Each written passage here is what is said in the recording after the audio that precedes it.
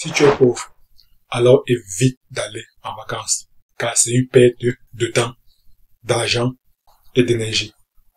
Et pourquoi est-ce que c'est une perte de temps, d'argent et d'énergie? Je te l'explique clairement dans cette vidéo. Dans un premier temps, qu'est-ce qu'on fait en vacances? En vacances, on profite du soleil, on profite du beau temps, on profite de la plage pour ceux qui vont à la plage, on profite des activités, de toutes sortes d'activités qu'on peut faire pour se relaxer, pour relaxer notre corps, pour relaxer notre physique, pour oxygéner notre mental. Bref, on fait toutes sortes d'activités pour se reposer. La réalité des choses, c'est que toutes ces activités requièrent d'avoir de l'argent.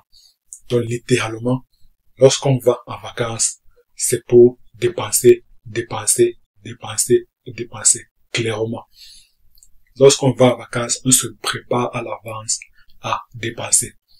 Mais le problème principal des vacances, le problème que moi j'ai avec les vacances, ou du moins le problème que moi j'ai avec la plupart des personnes qui partent en vacances, et cela de manière régulière, parce que figurez-vous qu'il y a beaucoup de personnes ici dehors qui prennent des vacances tous les 3 mois. Ces personnes-là travaillent 3 mois, ensuite prennent une semaine de vacances, travaillent encore 3 mois, prennent encore une semaine de vacances. Donc clairement, chaque saison, elles prennent des vacances. La saison de l'été, actuellement, elles prennent des vacances. Lorsqu'arrivera la saison d'automne, elles prendront encore des vacances. Lorsqu'arrivera la saison d'hiver, elles prendront également des vacances. Et lorsque adviendra la saison du printemps, elles prendront également des vacances. Donc littéralement, ces personnes-là travaillent pour épargner et l'épargne sert à aller en vacances. Clairement, leur mindset, c'est de travailler pour se faire plaisir à travers les vacances. Et comme je l'ai mentionné un peu plus tôt, le problème que moi j'ai avec des vacances, c'est qu'il n'y a aucune rentrée d'argent.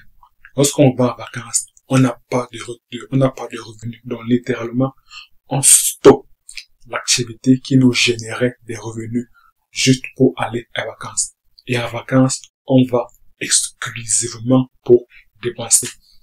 Moi, clairement, je n'ai aucun problème avec les vacances. Je ne dis pas qu'il ne faudrait pas aller en vacances. Au contraire, notre corps n'est pas une machine. Notre corps a besoin de temps de repos. Donc les vacances sont totalement utiles.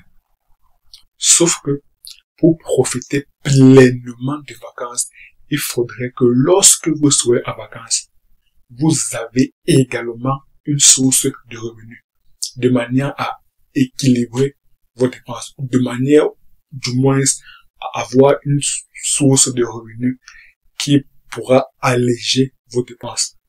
Ainsi, vous pourriez profiter de vos vacances de manière beaucoup plus sereine, avec un sourire large. Et même lorsque vous reviendrez des vacances, vous ne serez pas comme la plupart des personnes qui, lorsqu'elles reviennent des vacances, tout le sourire qu'elles avaient durant leurs vacances n'est plus là. Parce qu'elles vont retourner au boulot. Et elles vont recommencer le cycle travail, épargne, vacances. Donc, clairement, c'est exactement ça. Lorsqu'elles redémarrent le travail, elles n'ont plus le sourire. Mais elles vont seulement retrouver le sourire lorsqu'elles iront encore en vacances. Pourtant, vous, si vous partez en vacances avec une activité qui vous génère des revenus, même lorsque vous êtes en vacances, alors, même lorsque vos vacances seront terminées, et même lorsque adviendra la période, le moment de retourner au boulot, vous aurez toujours le sourire. Parce que vous savez que vous avez toujours gagné de l'argent pendant vos vacances. Et comment faire donc pour gagner de l'argent même pendant les vacances? Il faudrait tout simplement créer un business. La raison pour laquelle il faudrait créer un business immédiatement, de manière à ce que même lorsque vous êtes en vacances, vous générez des revenus de manière passive.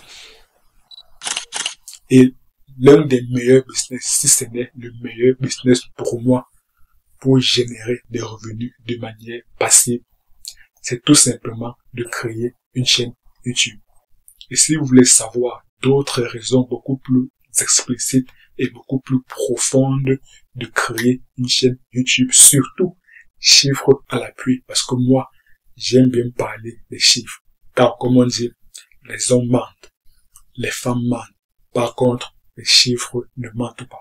Donc, si vous voulez des raisons beaucoup plus profondes, beaucoup plus concrètes de créer une chaîne YouTube, alors cliquez sur la vidéo qui apparaît à l'écran.